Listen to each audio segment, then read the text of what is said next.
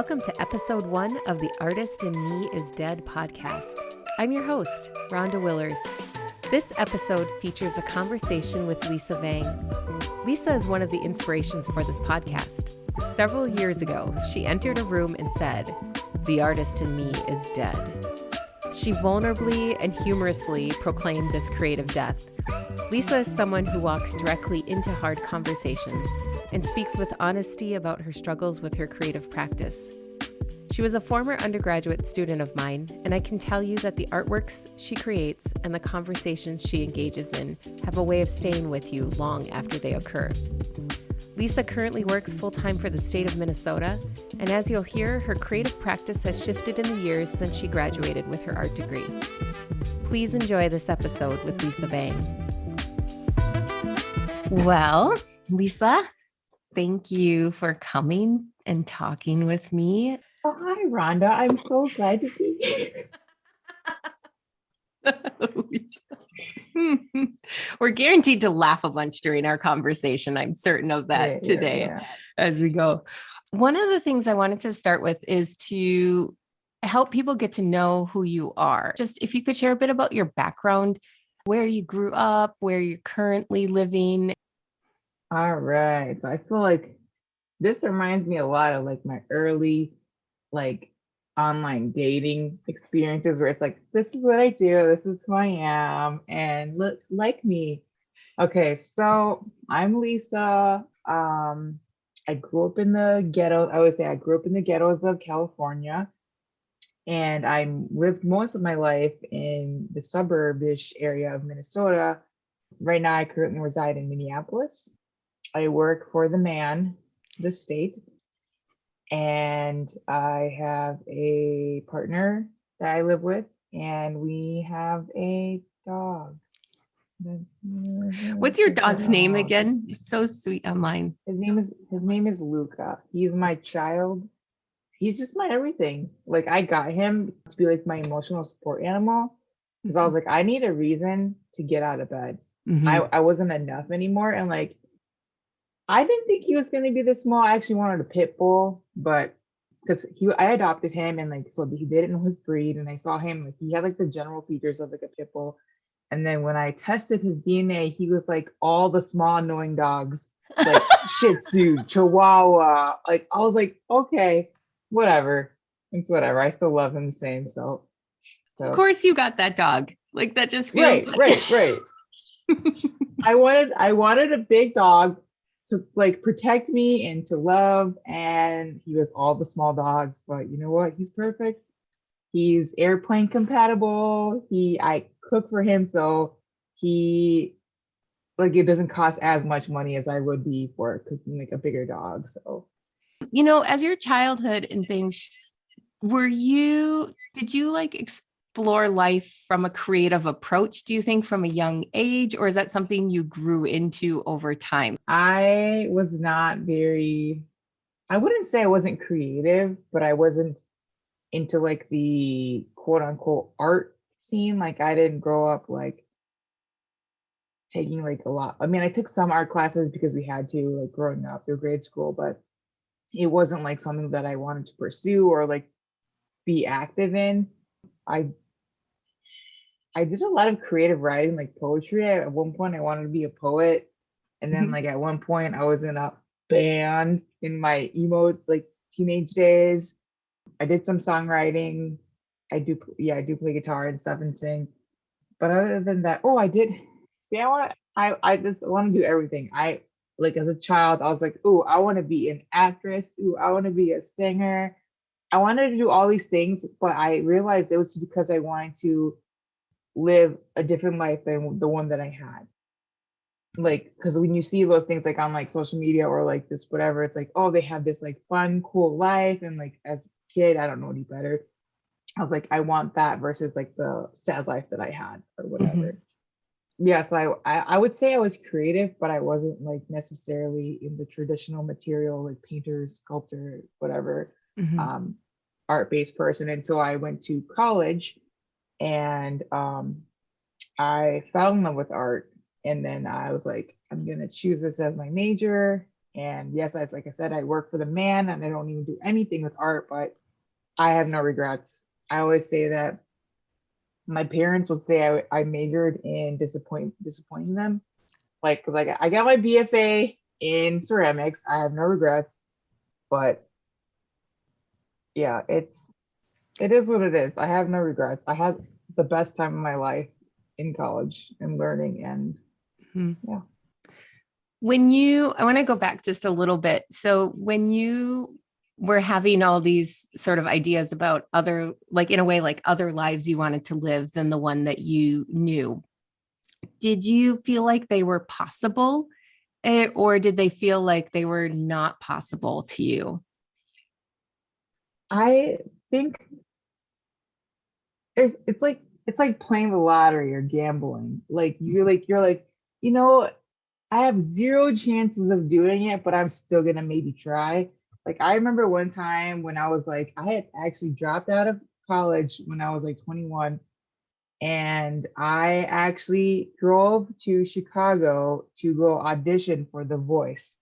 Me and my sister, we really drove there, and like the process takes so long. Like obviously I wasn't on there, but like you go and like you tell your little spiel and then you sing one song, and then if they like you, they make you sing another song, which I actually got to sing two songs out of the whole room, but That's I awesome. choked because I have stage fright. Mm, And so it's whatever. But I think that was the first time I actually like went for something like a dream and I like took initiative. And then I think from there is when I just started like maybe you call it being reckless, maybe not, but I started being like, I'm gonna do it anyway because whatever, why not? maybe instead of calling it reckless, though, it's more like it opened up the reality that if you take those steps or those actions, it gets you somewhere, or like it brings you an opportunity. Like even that you got to sing two songs, like Yeah, yeah, you made it through the first step in that room and you got the yeah. second. Did that feel like, instead of saying reckless too, like, did that feel empowering then, do you think? See, I can't tell because my sister, who is also a much better singer than me, was in that same room. And I was like, what? What? But I think it's because they liked like she was kind of like more shy in a way. Mhm. And like they liked my energy or whatever it Yeah. was. So like how it is on TV where they're like, I want to pick the weird ones. I want to pick the ones that are gonna be like You're going to, that will get more views yeah, you're going to bring or more, but it's whatever. talent in air quotes is so much more than just the skill set that you have. I think that would be really Mhm. fun to dig into with you too about art. Like it's not just about your quote unquote talent skill, like what can you do, but it's about all the other parts that you bring with you. And you're right, like your story, the way you tell your story is so engaging and real. And that's part, I mean, that's why I wanted to have you on the podcast too, is because I knew like you like do that thing of like, sounds a little cliche, but bring your whole self, or at least we feel like it's your Yeah, whole yeah, yeah. self. You're coming here. You're not shying away from parts of the story that some people don't, usually want to share. So I think that's part of your Yeah. value too.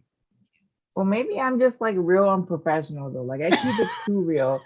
Even okay, so even at like my job, so I just got like not even just I got promoted, but like when I first applied to that state job, I literally swore in that job. They were like, okay, you graduated with a BFA in ceramics. Like, why do you want to work here?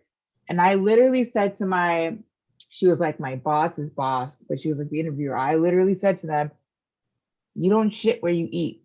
I literally said that because I'm like, I I love making art, but if I do that as like a job, I need to have different compartments. People are complex. They need to have different things, and I'd end up hating it. Yeah.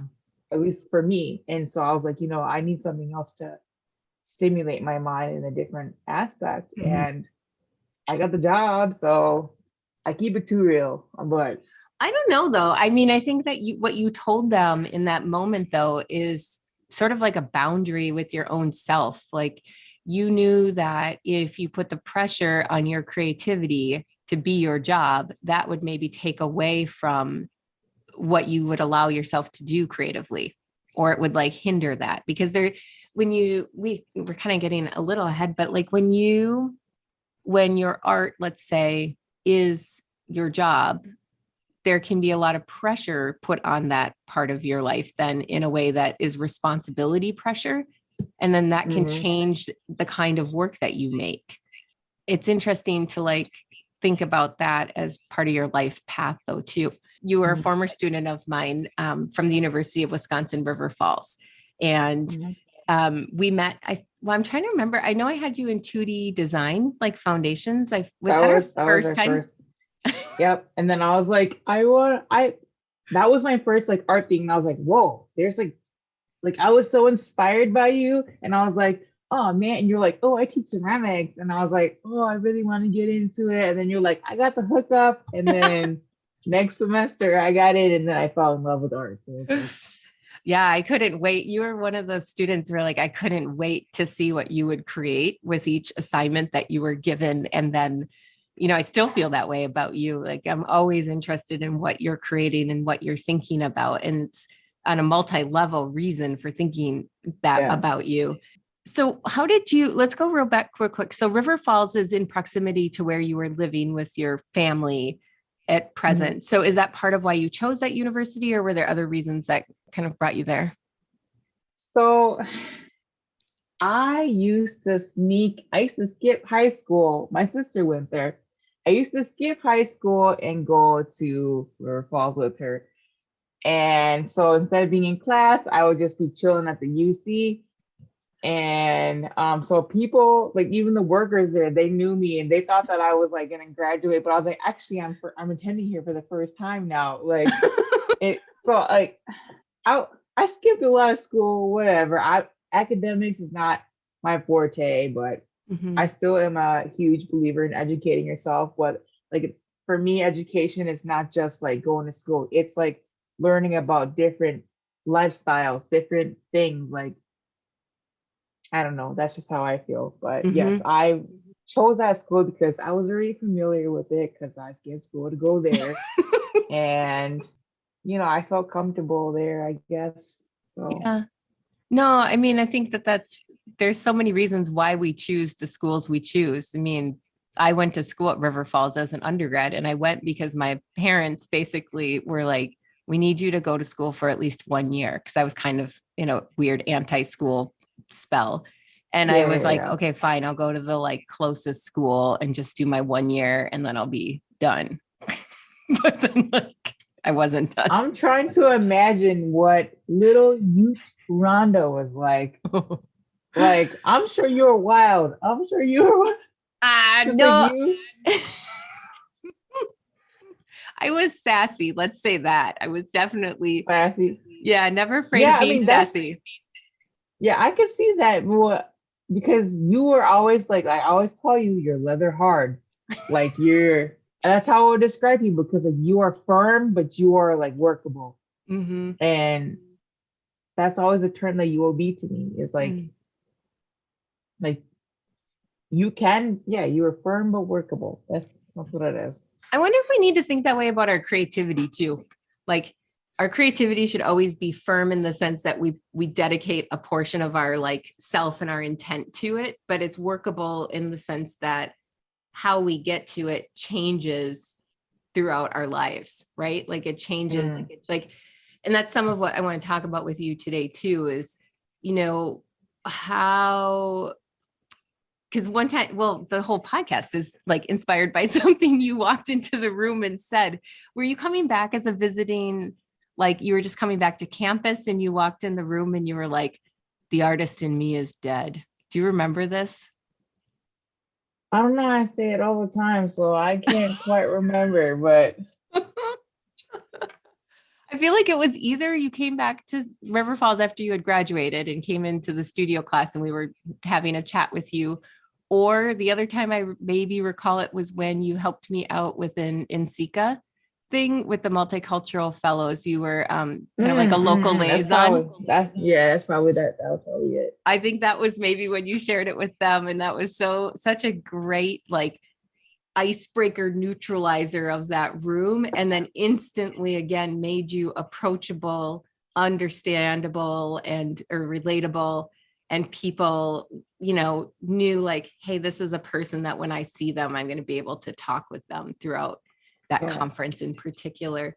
But like, could you talk about that feeling and that experience that you have frequently, just about like when you feel like your artist is dead inside?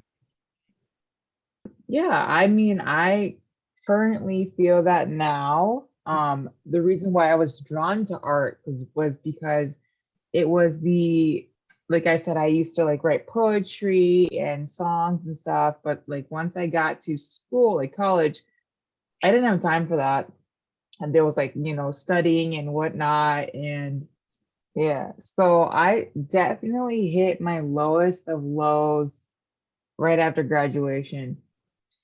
I knew that I wasn't gonna get like a job on like the art field or whatever, but I still went for it anyway. But I lost that sense of community, and that is like the main thing that really helps you continue on is that like, I was in the studio every day, like 7 days a week until like we had to get kicked out. And I'd want to be there. It's not just like, oh, I have projects that be done. No, like those people that are also in the studio, they were like, there was a camaraderie there. Like, they were on the same struggles, the same determination. And you like, for me, you could really tell who was dedicated by seeing who was in the studio. And once that I was removed from that community, it was really hard to stay afloat. It was hard to just get the motivation to continue to work on. And some people may still have it, and props to them, but for me, I did not. And but then again, like I said, I wasn't an artist person. I just utilized it as a way of expressing like things that I couldn't say through words. And once I was removed out of that community, that's when I started to feel like the artist in me was dead, because I wasn't making anymore. I wasn't being proactive in trying to express these thoughts or feelings through a tangible object or whatnot. And it was just like devastating, because that became a huge part of my life. And like, I don't know, like right now I feel empty without it. Yeah. And I'm in the stages where I'll like maybe draw or paint like once a year. I mean, I graduated in 2007 and it's 2021, and I haven't really done anything that I felt was noteworthy. I guess that's the term. I mean, but I'm preparing myself. I 2 years ago, I was taking pictures of a lot of dead birds. Because I work in like downtown St. Paul, and there's like a lot of dead birds. There's like falcons or something like that are like preserved by the DNR, and you can't like do anything to them, but they live like in downtown, like they're nested downtown. So like they rip up like all these birds. So there's all these carcasses, and I'm like, yes. So like I've seen like just heads of birds or like fetuses of birds, and I take their pictures. And because people might think it's weird, but I love anatomy, and I just wanted to. I painted. I'll show you guys. Yeah, show me. I painted the head because I wanted to immortalize this bird, this dead bird that like I wanted to give it a life again, and that's where I said like I wanted to resurrect that bird and give it immortality, even though it's been gone. And you could do that through art. You can like that piece you just shared has so much like grace and integrity, and you can tell that you're honoring it. Like, even though it's a dismembered head, it like has that presence in that piece, the way that you painted it with care, like there's care involved in the touch of your Yeah. material. Oh yeah. Like Yeah. I mean, it's like, I mean, I haven't done any like painting and stuff in a long time, but like, Yeah. I wanted to honor that bird. And like, I still feel that way about roadkill. And because it's like those things, you just see it and you're like, oh, dead animal on the road, whatever. But like, they still deserve to have their moment. Yeah. And I don't know. So that's what I was doing. People thought I was a freak. I was crouching, even though I'm like a public servant for the state. I was like crouching and taking pictures of these dead animals because I'm trying to give them a second life. Mm-hmm. And that's what I felt like for myself. Was like I wanted to give myself a second life through art. Mm-hmm. But I'm slowly building my way back into the art world. Like I need that again. It's Mm-hmm. always going to be a part of me. And like I don't I have a little spark of motivation, but it's not necessarily fully there yet. Mm-hmm. Like Black Friday, I bought some like foam because Uh-huh. I'm like, I finally brought all of my art materials from my parents' house to my house. Because I'm like, okay, I'm gonna get ready. I'm gonna get ready and build my studio. And I bought foam because I bought like a banding wheel because I just want to start making Yeah. again.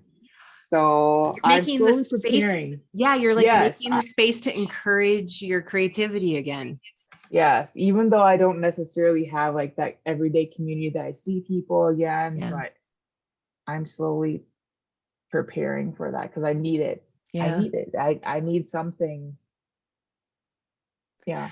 Well, and when you're talking about the community too, do you think that because I think, from teaching, a lot of students express that too, like that once you're away from, say, a traditional academic setting, that not having that immediate community is a really hard part of the transition. And in a way, that community helped motivate your own work, maybe work ethic or studio ethic, whatever we want to call that. Do you think that part of the transition is also about learning to sort of like be your own community? It's still important to have external community, Mhm. but do you think that some of the transition is learning how to, yeah, kind of be your own community in your own space, if you will, as part of the motivation, like getting yourself going again? I mean, I do think it's that, but I also think it's resources. Like when Mhm. you're in an academic setting, you have access to kilns, glaze, clay galore. Mhm. And so if you're not using it, you're an idiot. I'm just gonna throw that out there. Like if you're not utilizing studio time when it's all paid for, you're making some poor choices. Because as you graduate, you gotta pay for all that stuff on your own. Yeah. On top of like, I miss school. Oh man, I miss school. Because like you didn't have to worry about heavy bills. You didn't have to worry about like buying all these materials. And fortunately, I still have all my stuff from school. Mhm. And I still have a bunch of clay, Mhm. so I'm gonna use that. But yeah, it's just like it's the community and then it's the resources. And I have been looking at like places to fire stuff too. And Yeah. I need to start somewhere again. Yeah. You're basically starting from scratch. Can you talk I a don't know. little bit about what stops you from making? I mean, there's a lot of things. There's excuses. I'm gonna throw Oh yeah. that's the Tell real us this. that's the real thing. It's excuses. I make excuses just like those Yeah, those tell freshman the kids. tell the freshman story. This is so good. Okay. Okay, tell this story. So in my senior year in college, I was doing a demonstration with my professor, Ms. Wenlin, and it was her Art 100 class, and we were doing some basic like hand building demonstrations. And there was a bunch of like these youths, and they're like, "Oh, I don't know what to make." And I was like, straight up, I was like, "I know what you're making. Excuses." Like I said that to these poor little freshman kids, and like, I don't know, you just have to have like that, that's what it is. Honestly, it's excuses. Cause I'm like, I might be too tired. I might be too sad. I might just not have time or the resources. But if you really want something, you're going to do it. You're going to go for it. And there are different things that will hold you back from it. Like, I have a lot of depression, and like it really stops me from doing like the basic things. And Mm-hmm. so, but it's like working through that and then taking something, like the reason why I liked art was because I like to take something negative and turn it into something positive. Mm-hmm. And instead of like taking something negative and doing something negative with it, I want to take something and do something positive with it. Yeah. So yeah, that's really it. Like I have the materials. Everyone's got time, even though we're busy, you can take at least like 5 minutes, 10 minutes, make a pinch pot, whatever it is. You have the time. You just have to have the motivation. And I just don't have any of that right now. Mm-hmm. And I'm gonna dedicate time to that because I don't feel complete without being that person that I used to be. Yeah. And I feel like those high school like football players that were in their prime and they're like, I'm gonna wear my Letterman's jacket and all that stuff. And I was quarterback, but no, like it's just that was the prime of my life. But you Yeah. know what? I'm still alive and it's gonna there's no just there's I guess it's not a prime. It It can isn't. still It's continue. yeah, it's like it was maybe it was a moment of transformation, a moment of real power. I kind of call those like power moments, like when you're really doing something that is of purpose and value to yourself and like fills you up. Like those are when you feel your own power, like you feel your own strength in Hmm. that time.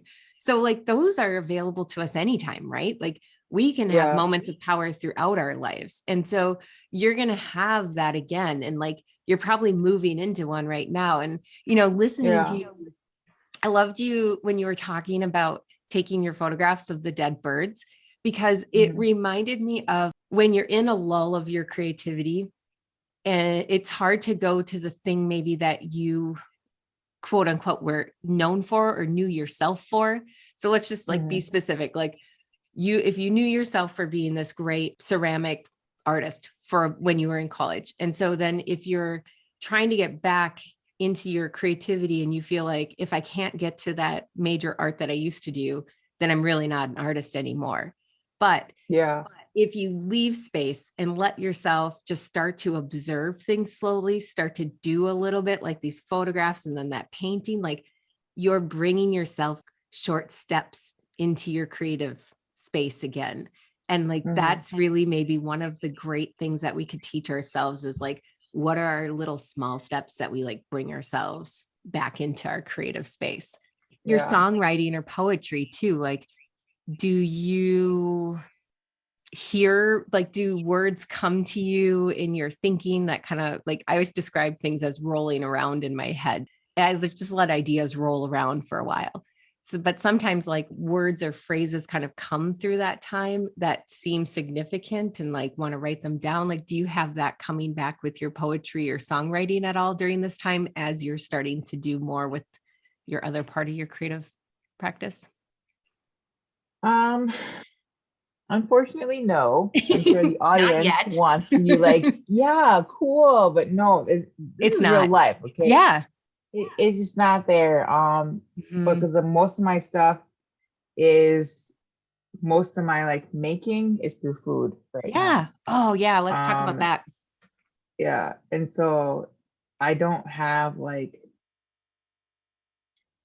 there aren't things that I was like, oh, this I can apply this yet, because Yet. I'm going to start making things with like clay again. Mhm. But as of now, I don't know. Like, the artist in me Yeah. is dead inside, but I'm trying to resurrect this bitch. I'm trying to resurrect her. She deserves to be alive Yeah. and thrive. I'm 30. I'm turning 31 next week, but I'm 30. I'm not flirty, but I'm trying to thrive. And like, I just I don't What know. what is that artist though? Like, I feel like when you're saying like that artist in me isn't alive yet, like it sounds like you're saying artist with a capital A really big, important. What is that person, which is yourself, but what do they look like that you're not right now? Can you describe that? Ooh, you made me self-reflect right now because I'm relating it. When you said that, I was like, I think about that dang social media about Mm, like, how people are posting stuff on there and they're like, oh, here's my pots, here's my whatever. mm-hmm. And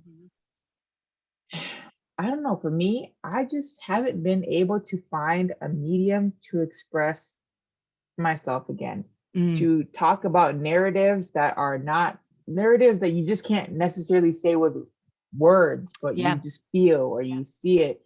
And like I'm a storyteller, Yeah, you that's are. like I think about like my culture and like, they our written language was taken away from us. And Can so we you had to tell, Can you really quick share with people your background and your culture, because we didn't yeah, talk about that at all, and I think that's a really key component to a lot of things that you've shared with me in the past too.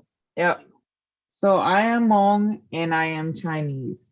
I don't know what part, like when you think of Chinese, you think like, oh, like Mandarin or are you Cantonese? I'm not any of those. There are different little branches of like people that live in like southern China that I am. And I don't even know what that is. I never got to experience that because my grandpa, he died before I was born. And then my other grandpa, he was adopted because his parents died from yellow fever and he was full Chinese and he didn't even speak Hmong. And so he always had like a different dialect. Mm-hmm. And so I never got to learn about that part of me. And then the Hmong part of me, I grew up in the suburbs. So I was always like too Asian or too white. So I was like, you know what? I can't handle this pressure. I'm not gonna fit in anywhere. So I just like didn't bother any like with any like culture. And like it just, I don't know. I think that I really want to work towards that Mm-hmm. with my new work that I want to make. Mm-hmm. It's just like that self-discovery again of like, I mean, now was a perfect time. Now was a perfect time Mm-hmm. to be ethnic, I guess. I hate the term ethnic. I hate the term Oriental. Tell me why it's I cringy mean, for you. Let's call it cringy. Like, why is it like, do not like this word?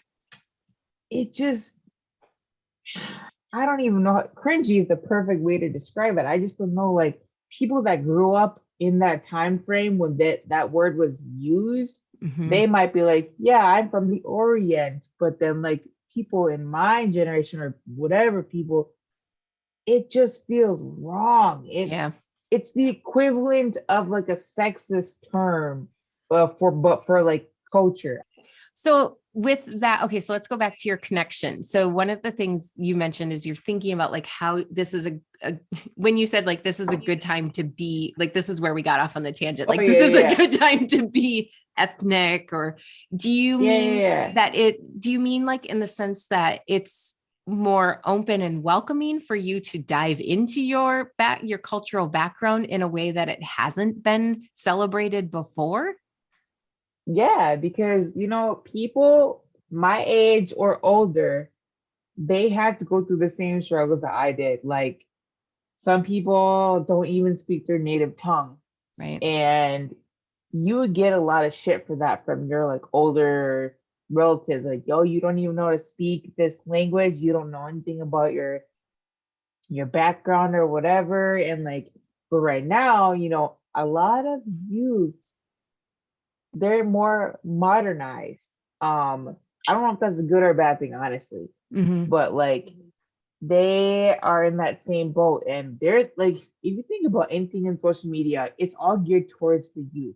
Yeah. They like the TikToks and like the TikToks whatever, and like quotes. yeah, yes, the TikToks, just like the Google.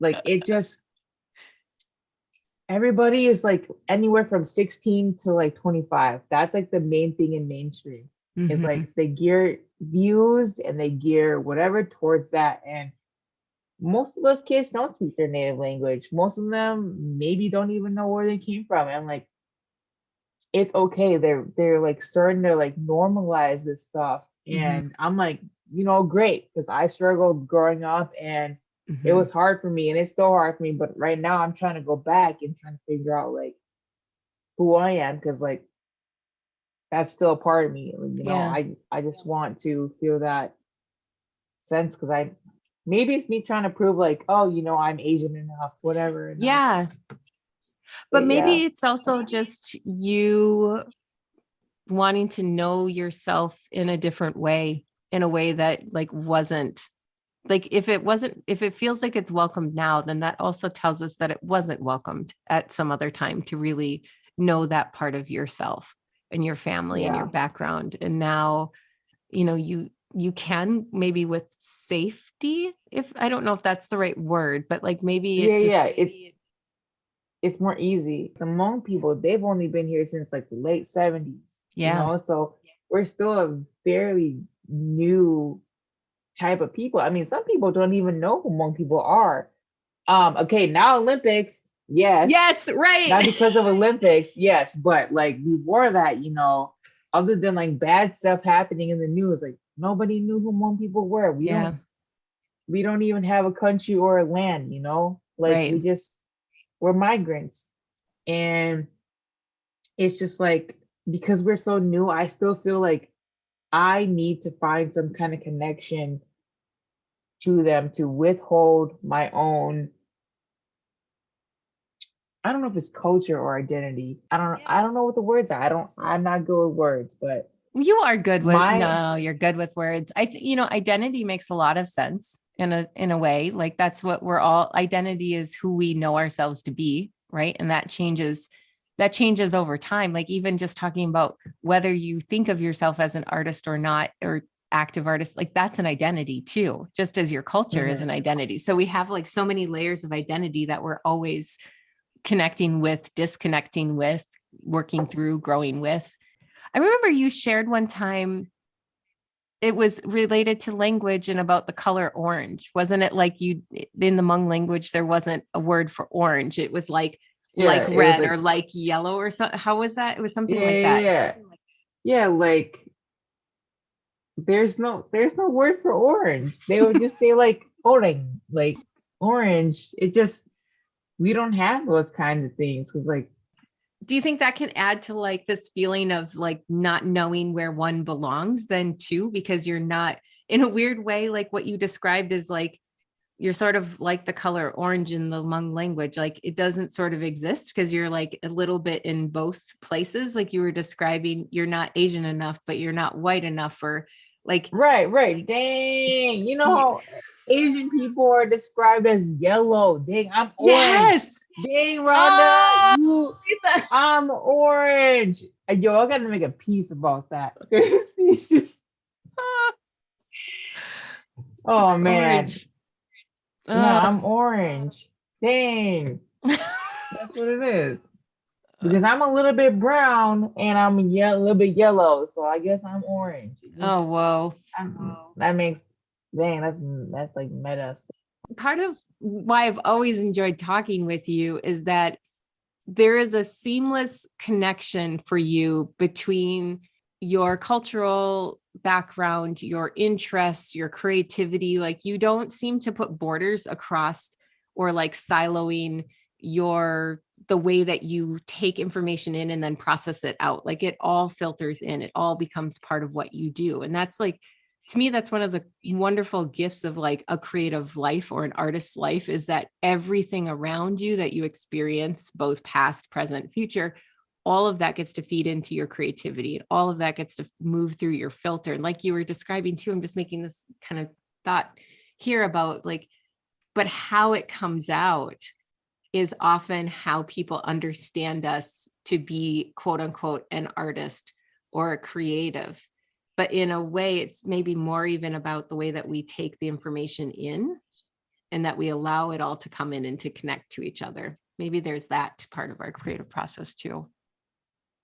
Yeah, Wonder. I mean, like, I've always been a weirdo, and so then like not fitting in it's a good thing because then it makes you think differently than the normal whatever. Man, there's been a lot of quotes in this Yes, we've done air quotes video. so many times. Yes, lots of quotes. We're like, normal is boring. That's why that's why I don't regret taking art classes, because it forced me to think outside of the box. Like, I hate that term, but it's like it gave me different perspectives, and that's how I take life. Is like, that's why I say educating yourself. It's like, you don't necessarily have to go to school, but read about a different culture, read about what's going on in the world in different parts of like the world from where you are, and things like that. Like, it just, being weird is good. Like, it's good. Like, if you can make pots on pots on pots, okay, yeah, you make a beautiful form, but okay, what does it mean? Right. Like, I don't have the technical skills, but I have the heart,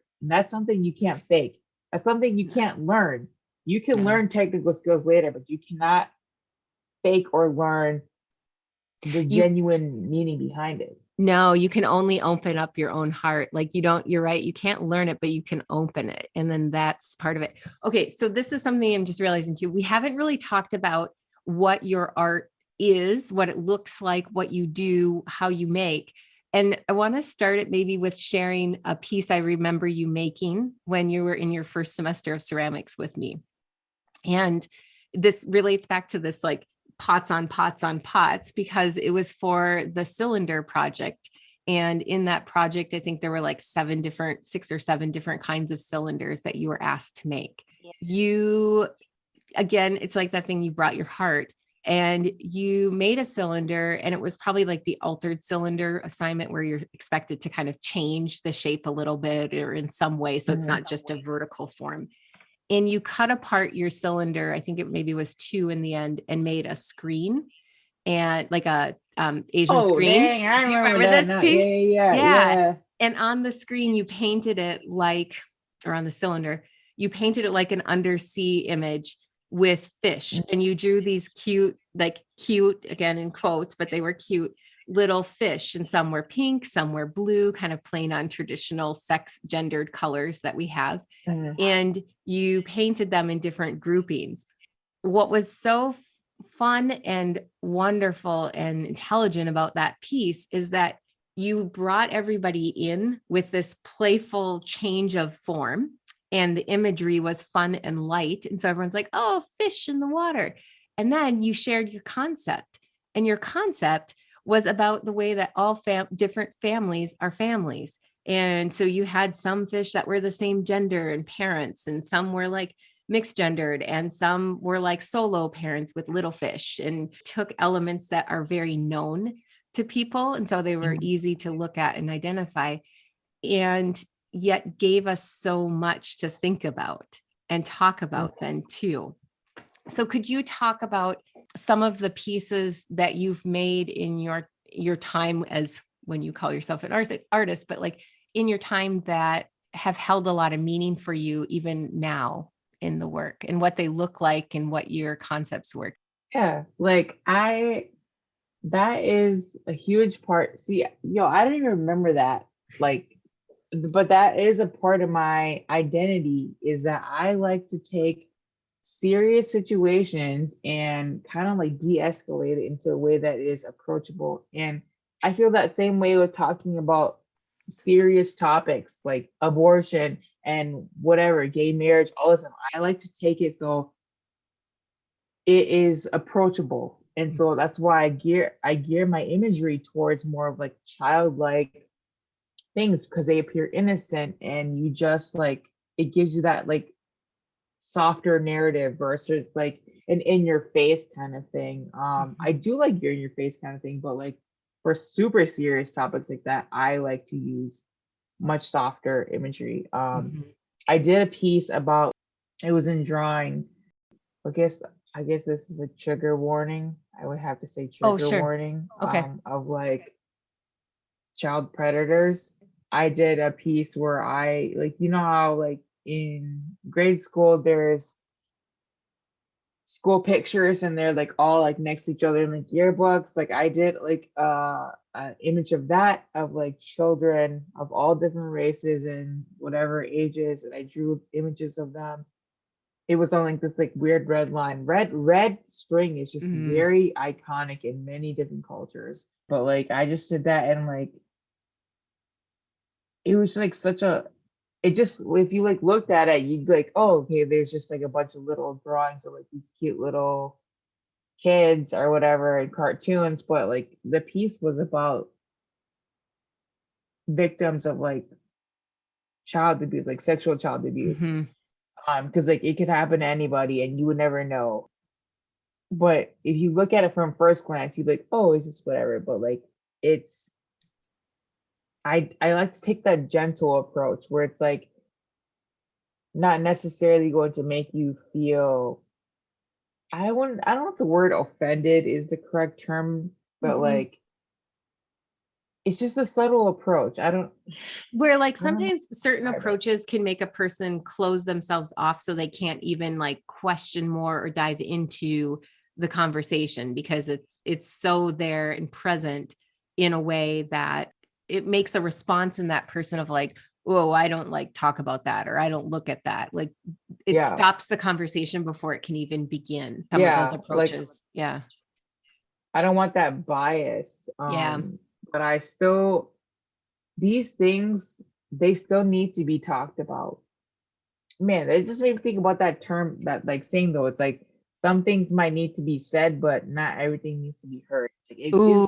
it's conflicting, but for me, I just try to take that gentle approach, and that's literally Mhm. why I do the childlike imagery. I mean, I am very childish. I love, okay, when I say childish, I mean like I like to get, like when I play with my dog, Mhm. I'm crawling on my knees Yeah. like multiple days a week. Like I crawl and I get to his level just to make sure that he is understanding like we're the same. Yeah. No one's better. Like I'm gonna be on your level, and that's just You're so playful in that way. Like, I think playful is a word that, like, when you say childish, sometimes it feels like you're like cutting down who you are in a way. Like, yeah, there's a yeah, certain yeah. like negative implication, but like playful, Childlike, maybe, childlike. I maybe. I mean, don't you know. made a Yeah. piece we had to crawl through the tunnel. Do you Yeah, remember yeah, that yeah. too? Yeah. You helped us all do that through the work that you created. We all, the whole class crawled through your tunnel to like look at your specimens inside and your light. And that's a really powerful part of your art, is that you bring your viewer to and through the work with you. It's not just a like one way, like I'm going to look and I'm just going to look. As a viewer, I'm Yeah. expected to participate, and not in like the whole big like participatory all the time, but I'm expected to engage and participate with your Yeah. content. I feel like that's a really strong element of the work you create. But I do have control issues. I ain't gonna lie. So that's probably a part of it too. Is like you need to see like some part of it, maybe. I don't know. I Mm-hmm. don't know. Because like I have that, and then I mean I like the open interpretation though. Because if you didn't know any contact and you didn't read that like little placard that has like the description on that, you're like, okay, I'm gonna crawl through this crawl space and see these little lit like weird figures in these like glass stuff, but like that concept was overcoming your fears. Was Mm-hmm. like, people like this tiny space, this dark space that you have to crawl through and then look at each scenario. Like it Mm-hmm. was you overcoming your fears as you went through it. But like for someone that didn't read or didn't know that, they just like, okay, cool. I'm just gonna crawl through and see these things, and that's fine. Yeah. That's art. That's everything is like you can interpret however you want to. Mm-hmm. There's a painter, I I don't think know. April Gornick, in her artist statement, she likes to make art that's vulnerable to interpretation. Mm. And I think like that's all art has, that too, that it's once it leaves your space as the maker, it becomes so many other things, like things that you'll agree with, things you won't agree with, things you have no idea were even inside that piece, quote unquote, because somebody Mm. else sees it and brings that to it. I think early in making or careers, you kind of want to hang on to and really control what it is that people get out of your work. Mm. And then as you progress, you just maybe learn like no, like I didn't see that, but somebody else saw that, and that's still there. Yeah. And it's whether or not you choose to emphasize it when you make the next piece. Maybe that's where your control as the maker comes into. It's how much you emphasize that later. Can you share about I was thinking about other pieces you've done, but I want you to share about another piece you've made that sort of stayed with you. Well, a lot of my time, my heavy making time was when I was in school. Mm-hmm. And there was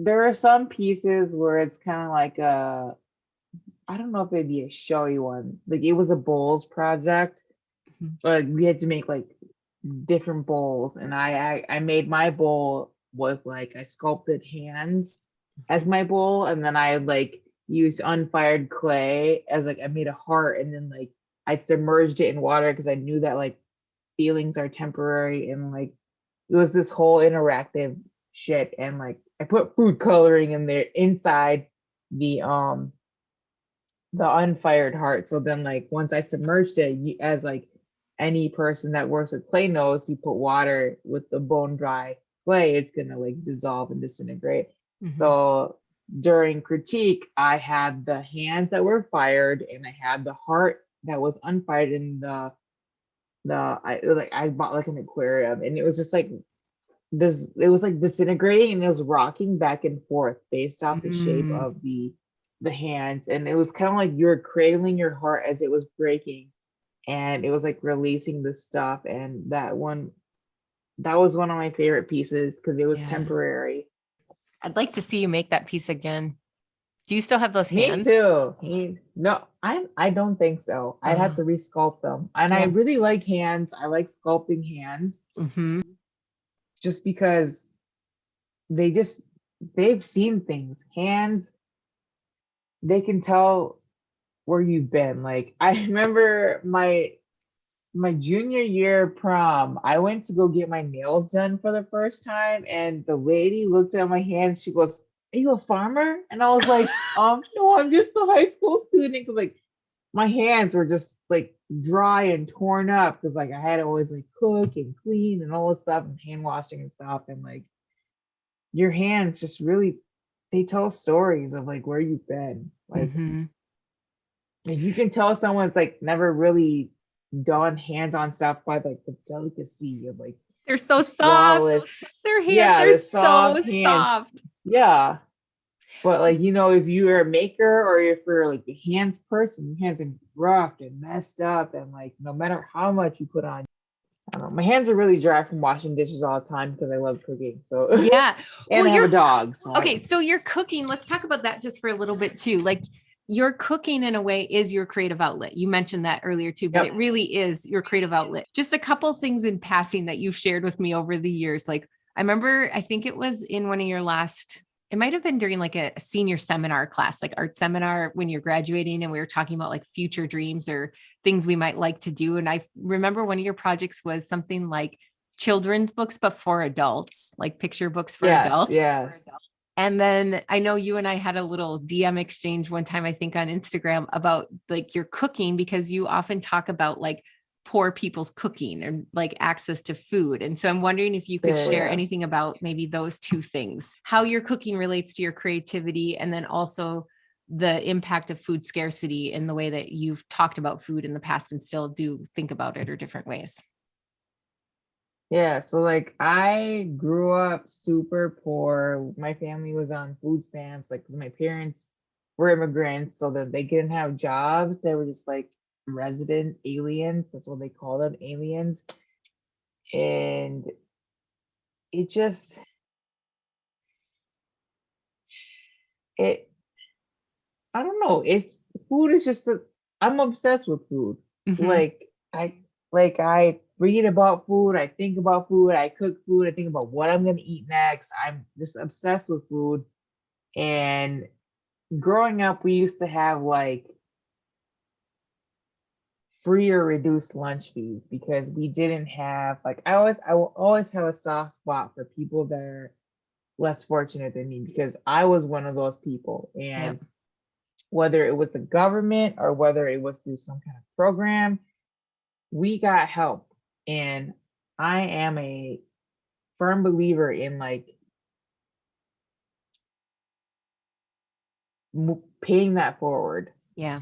So that plus my cultural upbringing, which was like being a good wife, as a man, there's so many quotes. Being a good wife, as I was taught to grow up. I was 6 of 7, so you always gotta be like you always gotta cook and be hospitable and offer people water and stuff like that.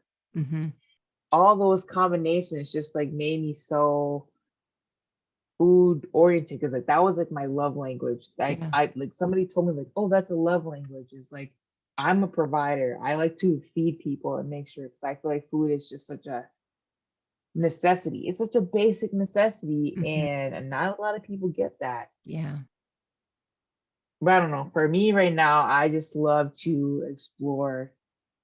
I don't like to use recipes because I like to, and it's not rebel, but I just don't like to follow rules. You're I'll look at, freestyling. yeah, I'll like look at multiple recipes and just combine my own. I feel so And seen when you say that, because that's what I do too. You look at all the other ones, you see what the commonalities are, and then you figure out what your version needs. yeah, like you take the best of all these different worlds. Like it started with, I used to hate cooking Mm-hmm. because my mom would force me to cook for her. I remember one time she woke me up at 1 in the morning to cook for her. She's like, I gotta work early tomorrow. You gotta cook for me to pack my lunch. Like that was my life, right? Mm-hmm. And but no, it started with I liked pizza and I liked sausage pizza. And I was like, what ingredient makes it taste like sausage? And I could not figure it out. So I was like testing all this stuff. And in an Asian household, we don't got these kinds of like ingredients that are Italian. So I went to the grocery store. I like flipped every sausage thing, like look at the ingredients, and I was like, okay, I know this and this. What's this? And it was fennel seeds. Oh, So then yeah. one day I went and bought fennel seeds and I threw it in my meat, and I was like, yo, this tastes like Italian sausage. Like that's what I did. This was before like internet was like whatever. And like Yeah. plus we were poor. We didn't have internet or we didn't have like computer access. So it was like trial and error. You look at what it is and then you start throwing it in. But that's what started me into like trying to like replicate these different things. It's like, okay, what is this thing that I don't know? It's probably that secret ingredient. Mm-hmm. Like I just used sage for the first time last year. I mean, that's probably a common thing that like I'm using food right now as my creative outlet because I just don't have them. Like for me, when I say like things are like when I'm making or whatever, Mm-hmm. there needs to be an intent Yeah. versus like producing. So I guess in a Yeah. way, I'm not like trying to like shit on people that make pots because that's still that's their art or Yeah. whatever. Yeah. But for me, that's like I guess me cooking food is me making just pots Yeah. versus me making art that means something is different. Or like me, like when I say art, I mean like me in a traditional sense, like painting or Mm. sculpting or throwing or whatever it is. That for me, it needs to have some kind of context. And Yeah. that might not always be the case because I really got into making functional wear Mm-hmm. towards my senior year, which I was like, oh, like, get the wheel. I was all hand built sculpture, whatever. And then I was like, oh It's shit, great. throwing is kind of cool. Yeah. I don't know. So that's just like me slowly opening myself up. I'm not necessarily there yet, but I do want to get a pottery wheel. I've Mm-hmm. been thinking about it, but that price. And trying new things. Like, I don't know if you're finding this is, I feel like in our conversation, I'm kind of hearing this too, but like how we change the way we think about ourselves is equally part of our own creative process. For myself, oh, I'm a pinch potter or I'm a like hand builder. And Mhm. actually, here's a real concrete example. When I was a post-bac student, my one teacher had told me, you're a decorator. And I was so mad. I was like, no, I am Mm. not. I am not a decorator, because in my head, a decorator looked really different. But as like in the last maybe 4 years, I've realized like, oh shit, I'm a I'm a decorator. decorator. Yeah, yeah. I love figuring out how some like pattern goes on a form. Yes, I am a decorator, but it was an identity I couldn't take for a really long time. Right. 20 years actually, since that comment was probably given to me and I didn't accept it for 20 years. Yeah. I mean, like you think about those terms though, it's like, oh, I'm a potter. Like even the word potter, I'm like, I don't throw pots. I don't make pots. I'm not a potter. Or like when they say pottery wheel, they're just different. It's funny that like your identity, your artistic identity comes from those other people. Sometimes it does. Like, so that's another question too for ourselves is like, which identities have we given ourselves? Which ones have been given to us? And maybe which identities do we want to give ourselves in the future? Do we want to think of ourselves as? Yeah, because I mean, like you use that term like artist, but then I learned from you the term maker. Yeah. And it's not necessarily like I cook and I like do what's that? I don't know, like I not decorate the food, but I place it in a certain way. Oh, you plate it. Yeah, I played it and stuff like that too. Like I'm not necessarily an artist, but I'm still making in that aspect. Like I'm trying different things in my own ways and adding my touch to it. And that's the same thing with like creating play works. Is like, I remember how you were saying like, we got like over 1,000 years to compete against. Every form has been made, every whatever has been made.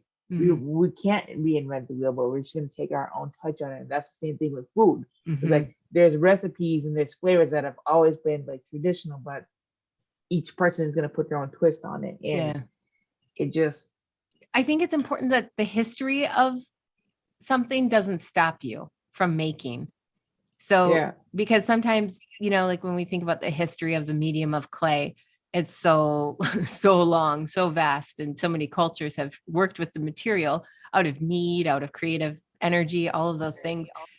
But we do have to be careful to not let that stop us from the making either, because it is like we're living in our own time, in our own body, with our own experiences, and those things do come out in our work in whatever way, and they will be different simply because of those factors. Like in a way, you don't even have to try to be different. You just will because of who you are. Going back to that word maker versus artist, part of why I used that word was because people always ask, like, when you're an artist or you self-identify as an artist, people always ask like, well, were your parents creative? Were your parents artists? Or was anyone in your family an artist? And I remember trying to like dig back in my history and be like, was there anybody who did anything? Like I heard rumors about a grandfather who maybe painted, but what I realized was more close to me was the fact that I had aunts and like grandmothers and great grandmothers who were makers with like handcrafts. And then my dad was always building, tinkering, working on cars. Like, so there's a maker and he's a machinist a retired machinist. And so like the inclination to make, and my mom was a sewer, like that's been a part of my family, just the way that it's been a part of human history. And so if we call ourselves makers, that makes it feel so much more approachable to hit to our creativity, right? Like instead of saying like, to be an artist, to be creative, like you just have to be a maker, really. And that's making ideas, making work. Like it can be anything. I mean, what are your thoughts on like the term craftsman, like a craftsman versus an artist? Some people might be like, oh, I just do like when I hear the term arts and crafts, I'm like, it's a very common because of our academic whatever setting, we're like crafts and blah blah blah. We're like, oh, okay, I don't want to I make reefs. Are you saying I make reefs and whatever, like Boy Scouts? For me, I don't feel that is, I don't know. I mean, what would you determine as art, versus a craft versus a maker? There's times where I just think I have no business in even trying to delineate between those things. Like, it's just not like, what good will that do me to try and delineate that? There's times where I still cringe when someone says arts and crafts, for sure. Or I think of it like I categorize it as like things my kids might do, or like those kits that you buy. But when I really think about it and I'm really reflecting, like, oh, what's this thing? Like, I just don't know. Yeah, I think I just don't know if it's even worth my time or any of my business to try and decide that for anyone else other than myself. And like the word craftsperson, you asked about that. I just think that's a beautiful word. Like the idea of being a craftsperson to me means somebody who cares deeply about the thing that they've made. They care about how it's executed, they care about how it looks. And like that's admirable to me, to care about how you do something. Yeah. Or like the term good craftsmanship or Yeah. something like that. Yeah. But then it's like, I always, for me, I guess everybody's definition of what art is. That's why I like that term maker, Yeah. because it just, you can do anything within that. Because I'm like, if I'm gonna make a bunch of cups, how does that make me any worse or better than someone that's making a piece that has a lot of like context to it, you know? Mm-hmm. Mm-hmm. Like they're still both very beautiful things, Yeah. but is there, I guess there's not really a difference between, I don't know. It just, Yeah. It maybe equalizes it. And when you think about your history with being poor and feeling like less than at times because of that, or culture makes us feel less than if you're considered poor, you know, like in a way, having a word that equalizes the experience of creativity, like maker, like maybe that's part of the appeal of it, is that it's accessible to anyone. Like anyone can be a maker, but culture, society tells us that like not anyone can be an artist. I wonder if you can describe a time when you felt highly creative or deeply in touch with your creativity, and like what were you doing? What, you know, maybe even how old were you or how recent was it? Like, can you think of a time where like that feels true, like where your creativity was really close to you? mm, it's definitely got to do with cooking within like the last 2 years. Just like trying to replicate these flavors that I either imagined or I thought I had. There's like a lot of like, for me, when I cook, food is my, right now, food is my only secure bridge to tied to my culture. Mhm. Because I, like I said, I've always been too white or too Asian, but with food, I make pretty good Asian food. Mhm. And because my mom taught me to be the good wife, so I had to learn how to cook and stuff. So, but like not like, I remember I would always be like, Mom, can we get a recipe? Can you tell me how much? She's like, you just look with your eyes and then you just throw it in and you taste it. And like, I was like making this like beef soup, and I don't know, I didn't know what it was supposed to taste like. I had it like one time at like a funeral like years and years ago, and I just like threw things together. And like for me, even if that's not what it actually is supposed to taste like, it felt right, because I felt like I was like honoring my like culture, plus I was like also like experimenting. I don't know. I felt like it was a success because like my family liked it, and when my family, they're like pretty. We're all into food. I hate the term foodie. I say foodie, like I used that term before I even knew that that was like a term. Like, if you want to eat some foodie, like something like Mhm. that. When I get the okay from my mom, I feel good, because like Yeah. that's something that I never got growing up. But like, Yeah. especially when it comes to food, and so like that like made me feel like I did something right. Hmm. And that your I don't know. experiment, and like that your experimentation brought you to create something of pleasure maybe for others too, or of Yeah, enjoyment. like even though it wasn't like the same like recipe or tradition that they had ate when they were growing up or whatever, like as long as I got to like create something that was satisfying enough for them to finish their plate, I felt like I was happy. I Mhm. mean, I've always been a people pleaser because I was taught to be a people pleaser, but like, Right. I don't know if you're seeing it yet or not, but like the ways that you're still connecting to your creativity is and care. Like, and I think a lot of your creativity or your expression of art is directly linked to your care of others and your care for people you don't know, your care for those dead birds, your care for your culture and your history. And so to me, when you're expressing each of these things, like that's the connection that's there through everything that you do. And that to me is your creativity too. Like that's it. Like I see it and I, hear it, what you're saying. What is some like creative advice or thought that you would want to share with other people who are feeling that same struggle that you feel with your making? Everybody is going to be better than you and everybody is going to be worse than you. So just do your own thing. Like just do.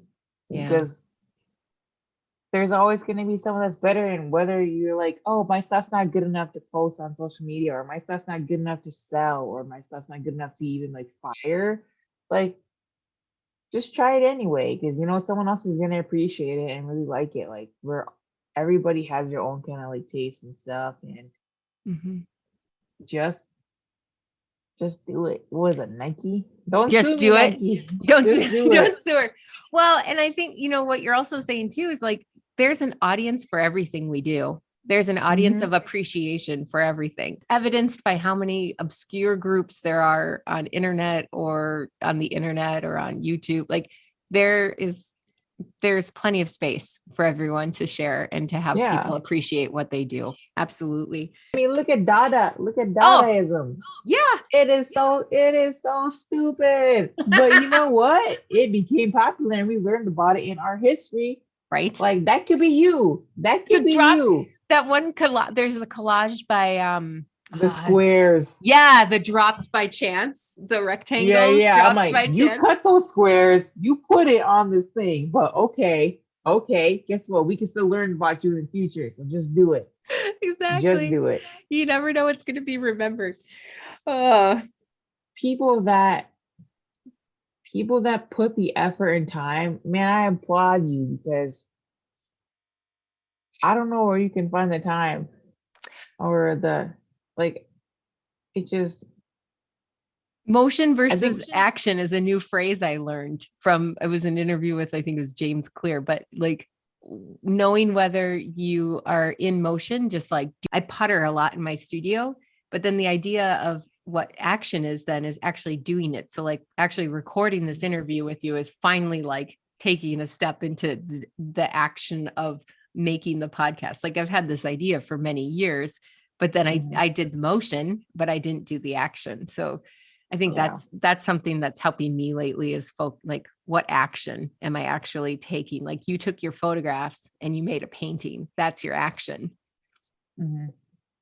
That's like me right now. Like I'm preparing, like I brought all the art materials, I bought the foam, I bought the painting wheel, and now I just have to like do it. Yeah. And that's the hardest part. It's like it's like it goes back to depression. It's like, getting out of bed is the hardest part. And then once you're out of bed, you're like, okay, you know what? I can do it. I'm already up, whatever. And I'm at that point right now. I'm trying to get out of the art bed. Yep.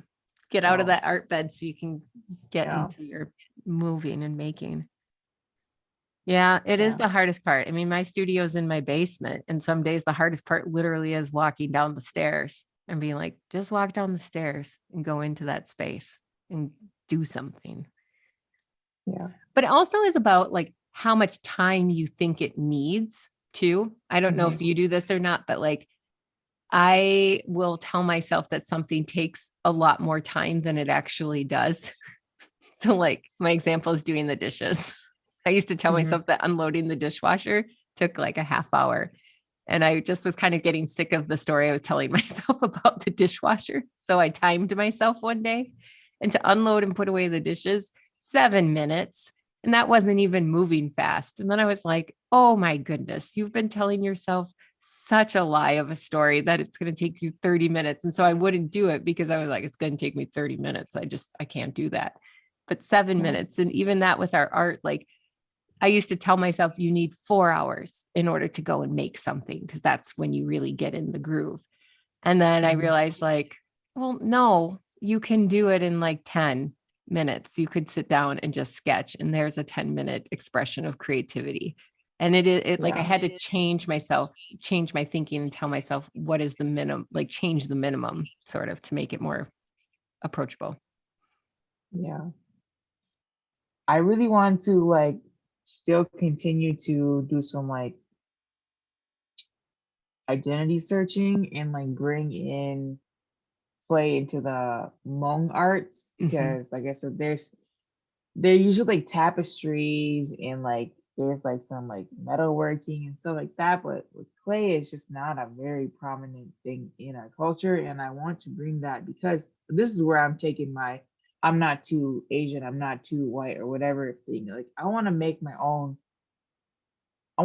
history, Hmong American history or whatever, and like bring that medium into our culture so it becomes a new thing. Yeah. Where it becomes like a part of that. It's like I'm not the traditional sense, but we're in a different land, and why not try to start a different tradition?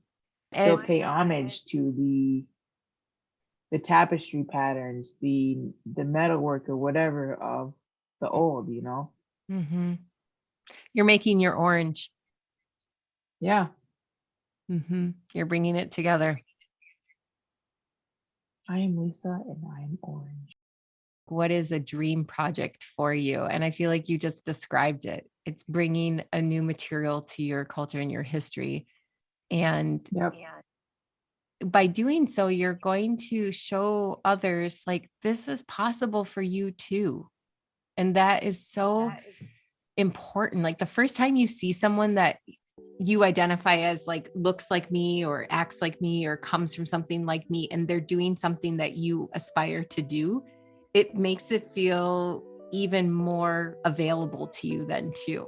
Like, yeah, that's a possibility. They're doing it. I could do it. You doing that really is going to make space for someone else to do that too.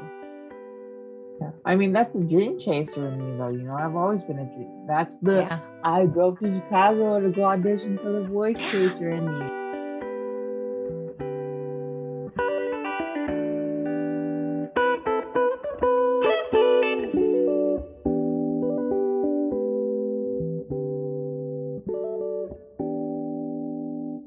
For the studio wrap up, I'm asking each guest kind of the same prompts and questions, and you can answer them however you want, whether it's short or long, that part's up to you. So the first one is, I'd like you to finish this sentence, Lisa. When I don't know what to create or make, I cry. When I don't know what to make or create, honestly, I cry, or I look for inspiration on Instagram. Social media is such a huge platform these days, and like what I like about Instagram versus like the old school Facebook or MySpace, like those are both very toxic places, but like you don't have to, it's less personal. It's just about more of like the craft where you can just pick and choose. And so I look at inspiration from there. Like I'll look up, like when I say create, I think about food. Yeah. Right now, food is my creative outlet, and I will just look up different cuisines and I'll go from there. And that's how I find my inspiration. Or I'll look up, I have an iPhone, so I'll look up Apple News and I'll click on either the cooking tab or the food tab, and I'll just get inspiration from there. Nice. And that's just, it's kind of like you go into, not like in a formal way, what we would say is like research. Like you move into a space of like looking and inquiry and searching. a very ghetto lazy version of trying to find inspiration. It's like, what do I want to eat today? What do I want to explore cooking? Yeah. But I I love that you look at that as an act of creation though, and that is part of your creativity. Cause I think it's really easy for people to discredit that and say like, or discount it. That's the word, discount it. Like, no, that's not a creative act to think about what I want to eat or what I want to make. And just that you give space to that in your thinking and your approach. I think that's really wise. Well, I think it's a very modern approach because like I mean, before in academic setting, you'd have to use these like programs where they had to be scholarly, where they had to be whatever. But like now in this day and age, you can literally look up like a news article, a blog, Mm-hmm. and like find inspiration from there. And I think that's great because, it takes away from like the professionalism versus like being that creative artist for whatever your medium is, whether it's clay or food or whatever. Like Mm-hmm. it validates that. It's like, okay, I get this inspiration from something else. So Yeah. And it increases accessibility too. Like it's not yeah. like those, I mean, I think about that with scholarly research and that I miss that. Like I miss having access to that from Mhm. when I taught at the university and thinking about, and then that made me think about like how do people get access to things that they want? And then what it means when you don't have access. I mean, that's just a very small, like little example.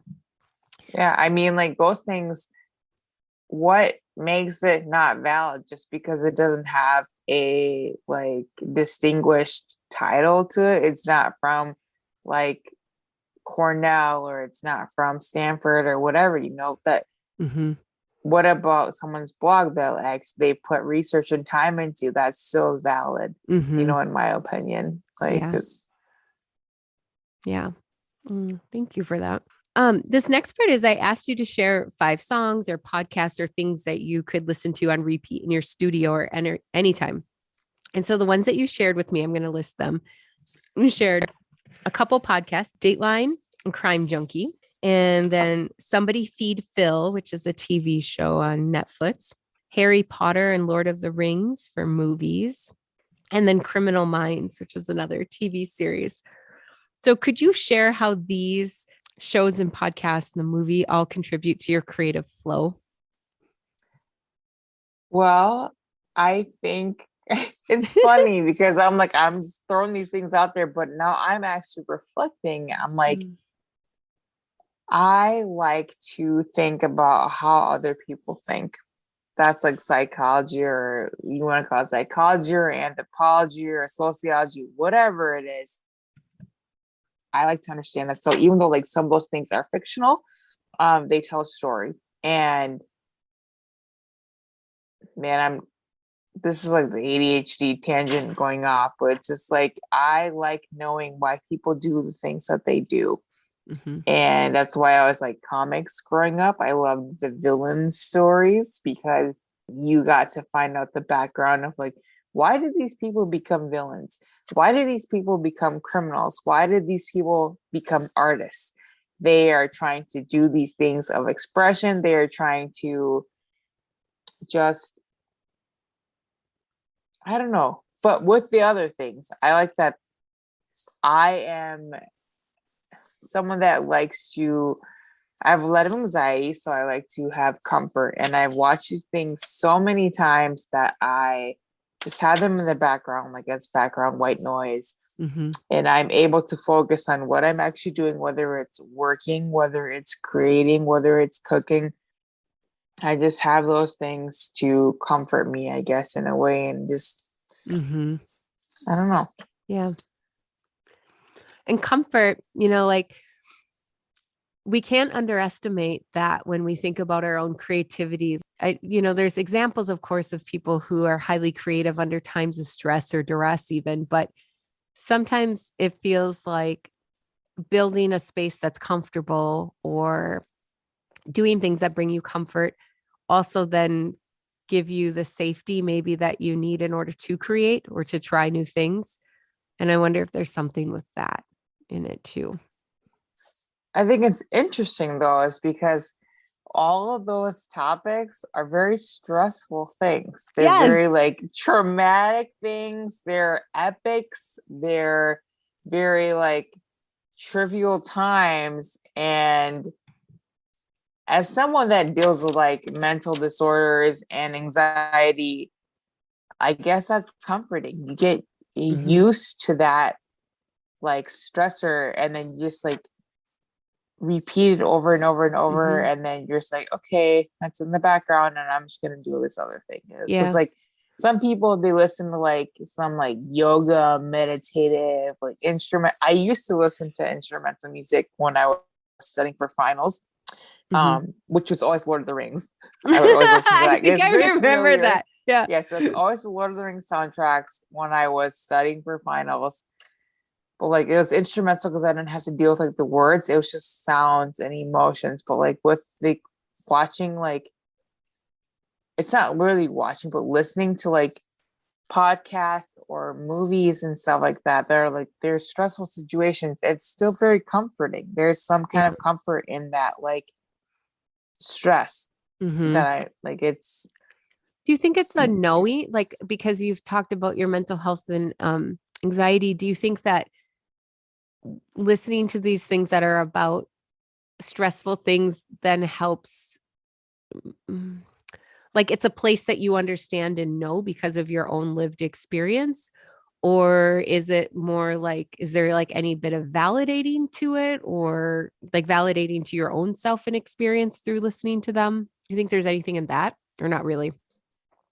I mean, I think there is, but also it's also like it's like my soap operas, you know, like oh my God, like there's all these different kinds of like plot twists and things like that. I mean, it's just, I don't know, if for some reason I'm drawn to these types of things, and they are comforting to me. I mean, you only know if you know. Like, I hate that term. It was cliche to me, you know if you know. Like, but that's you just know what if it you is. know. Yeah, like I'm sure that a lot of people are like that are like crime obsessed will know what I'm talking about. Where it's like, I think that's an interesting. I wonder if anybody studies that, like the connection between people who are drawn to the crime-based podcasts and like more high drama, if there's like any connection to what their life is in terms of experiences with like anxiety even, or something like that. I wonder if there's a connection across those. That'd be interesting.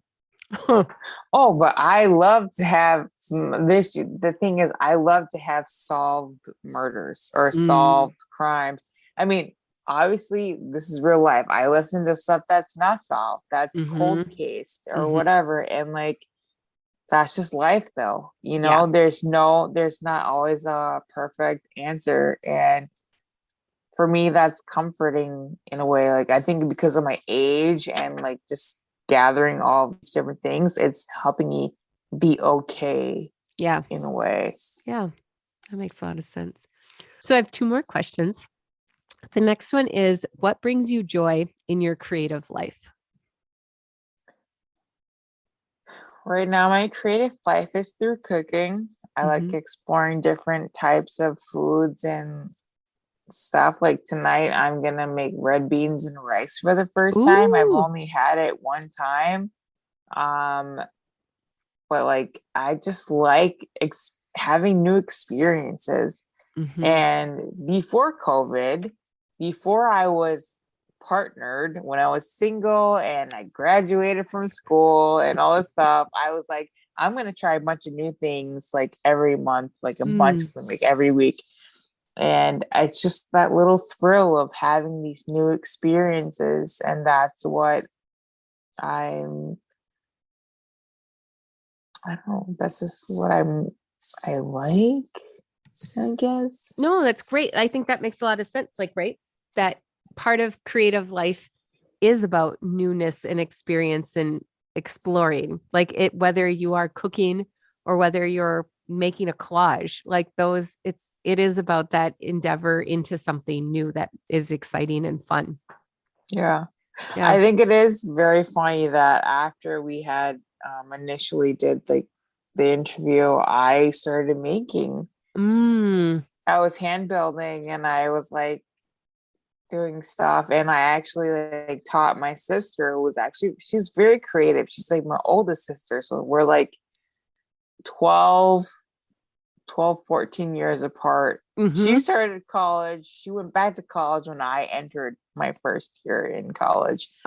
And I was teaching her how to like build her first cups, like hand building. So she's built her first cups, and it's just like I don't know, it's just this new experience that I'm just like, it's all about the experience. That's how I feel. And you're getting to share it with her, which is really cool too. I mean, anytime you get to share something with people you care about, and like it's something that you also care about, it like builds a really cool bond with that person too. It lets them into this part of you that they maybe didn't really know or understand before. And I think that that's really special too.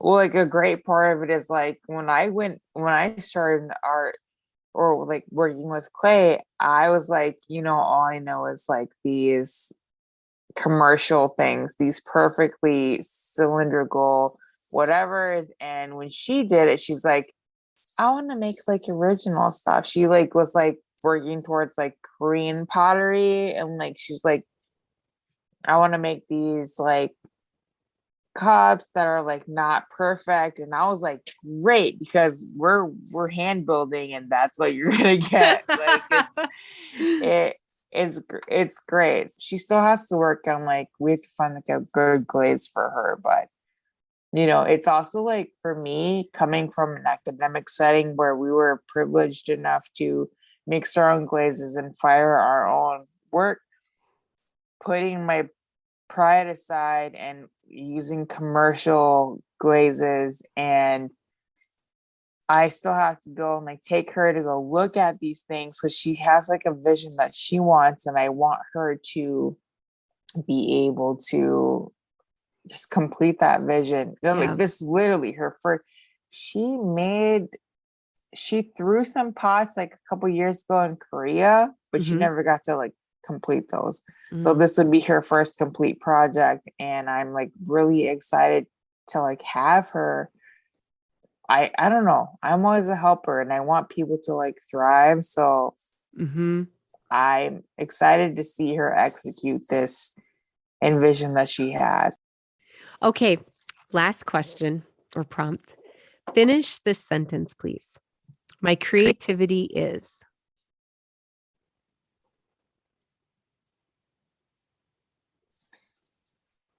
food. I don't know. I'm obsessed with food because it's accessible. I love it. I love exploring it. And I mean, I never have been this obsessed with food before. Like when I was in school, yes, I'm going to always go back to school because that was like my top, like when I felt the most creative. I had all access to all these materials and whatever. But like with food, it helps me discover who I am. And I never understood like the whole, like I always said, like I wasn't a potter. And I didn't know like the styles of pots. I didn't know the glazes. I didn't know the techniques. And I was always like, why are y'all so obsessed with these things? But now I understand it in a different way through food. There's like sauteing, there's like julienning, there's all these different things that I'm obsessed with. I read about it in news articles, I watch about it, I research it, I do it.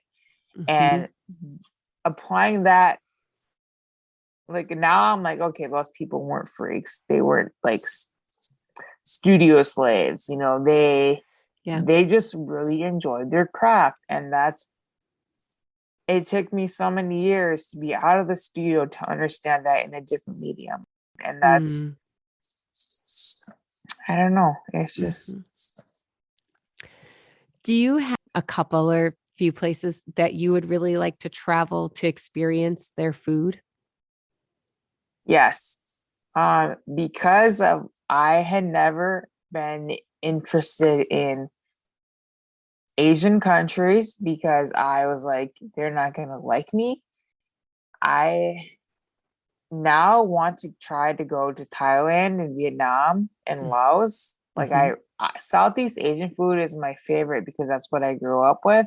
And I want to go back to see like where my parents met. I want to go back to see like where they learned their food from. And it's just so those three countries are like where I really want to go versus like when I was younger, I'm like, oh, I grew up in a like, I grew up in a suburban area. So, everyone always wants to travel to Europe. Everyone wants to travel to like Paris or London or whatever. But for me, I'm like, yo, I want to travel back to these not third countries. That's what my mom called it, third countries, but it's third world countries, places, and just experience like what they actually eat. Like versus like what's at the restaurant, because like a lot of the shit at the restaurants, excuse me, it's not what they actually eat. And that's what, like, if I ever open a restaurant, which I wish I don't want a restaurant, I want a food stall or a food truck, because restaurants too much pressure. I don't care about like the settings. I want to just give you the food that your grandma's and your mom's made. Yeah. For me, that's like the best parts. Is like the stuff that you can't get at the grocery store, you can't get at a restaurant, the home cooked stuff. That's just what I want to learn and like experience from. And I don't know, I guess that's what the same for me, and that's the same mentality as like people trying to do like yoga and stuff, going on these little yoga trips. Like they want to go to a different country and experience that stuff. I want to do that with food. I want to go back to like Hmong people. They don't have a homeland. But they like my dad is from Laos. My mom was from Thailand. They met in Thailand. Like, I want to go back to those countries and eat the food that they ate, and then do my American spin on it. Yeah. And make them proud. You're not just talking about the food, but you're talking about like the heart of the experience and the heart of your past and your family's past and history in doing this, and that this will be a connection point to that through food, through this medium that you're loving right now too. And that has been really important in your family too. Cause in our earlier conversation, you talked about like when you finally made some food that your family said was good, and like how that was really meaningful to you to have that experience because of sort of the critique of food with them. Oh yeah, dude. Last night, so my mom's got COVID, right? And so she's usually like the cooker, the provider. We always were raised to be a good wife. Well, like yesterday, I made her some food, like some soup. Like it's a soup that you would usually eat when it's like the postpartum soup. Like there's a certain chicken diet that you have to go through for 30 days after you give birth. Literally eat the same meal every single day. It's like a chicken, boiled chicken, and these herbs, minimal salt, whatever. And I went to like the flea market and I went to go buy those herbs, and I bought some chicken, but it wasn't a certain type of chicken. So there's a variety of chicken type. It wasn't like this super organic, super lean, this like different type of chicken. I just bought chicken from like Sam's Club or whatever. And my mom was like, ha ha ha, it's not the right chicken, but I'll eat it because it came from the heart. Like, oh, dairy. That's what she said. Like, but I was like, I went and I bought these stuff to make soup for you, but it wasn't the right type of meat. But it's just like that kind of, I don't know. It speaks to a level of like, in a parallel way, craftsmanship. Like your mom has a craftsmanship about the food that she makes and provides for you all. And there's specificity to that, just like there would be specificity to the craftsmanship of a mug. And no, she has ruined me because my partner likes to eat cereal. I call it cereal breakfast because I raise my nieces and nephews and like, I want cereal breakfast, but he likes to eat cereal milk all the time. And sometimes I'll cook like a meal for like 2-3 hours and he'll just be like, I want cereal. And I'm like, but my issue is like my parents always made me do like a stir fry or whatever and then a soup. They were never satisfied with just one thing. And so like when I brought food for my mom, I made her a stir fry and I made her that soup. Cause like that's just like You knew. yes, that's my level of, I don't know. They just ruined me, but in a good way. Yeah. In a good way. Because Yeah. now I'm so, I want better. Yeah. And I know better now. It's just, yeah. I don't know. And you're capable of it too. Like you're in a place in your life where you can give attention and time to this in a way. And maybe it's even like just in a space of reflection where like the appreciation is building for the things that they have shared and the things they expect and the things that are meaningful to you and to them. Yeah, like honestly, like my mom's sick. I could have easily just went and bought her some food from like some soup from wherever restaurant or whatever grocery store. But I was like, I'm gonna go and buy this stuff and make it for you because that's what a maker does. That's what a creative person does. Is like you can buy canned soup. Yes, it's still good, but like there's something about putting that effort into it that makes it more special. And that's why my mom was like, ha ha ha. She literally said, ha ha. She's like, she was like, it's not the right chicken, but I'll eat it because it's from the heart. And that's what it is. Like, I could have gave her a can of Progresso and she would have been like, but I made that soup and I drove 30 minutes to drop it out for her. It's. Yeah. Oh, Lisa. That's what being an artist is. You can go buy a cup for $2, a commercial perfectly cylinder cup at the store, or you could like spend a bajillion hours trying to like imbue it with some love. Yeah. And it costs so much more to make, but you're going to do it anyway because you love it. Yeah. Like that's the craft, right? That's true. That's true. Well, thank you so much, Lisa, for taking time to talk with me and for being here and sharing. I'm really grateful. Thank you for having me. I'm so glad that my I don't call it pessimism. I call it realist. I'm a realist. The artist is definitely dead in me, but every so often I'll use that little defibrillator and just spark it up again in different ways. Yeah. So it doesn't have to be, the typical paint, clay, whatever. No. It can be through anything.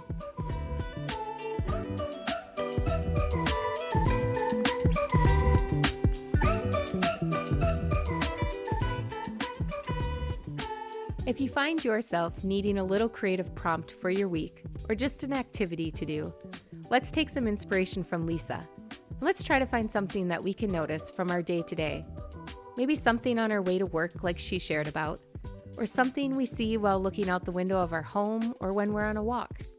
And let's take a photo of it, maybe at the same time each day for a few days, and just start to observe our surroundings. And then maybe we'll be inspired to do something else with it, like Lisa did with the painting. Or maybe her talk of cooking sparked something in you. Maybe this week, look for a new dish to explore, putting your spin on it. Thank you for joining us this week. We look forward to the weeks to come. If you enjoyed the podcast, please share it and rate and review where you listen to your podcast. Until next week, bye.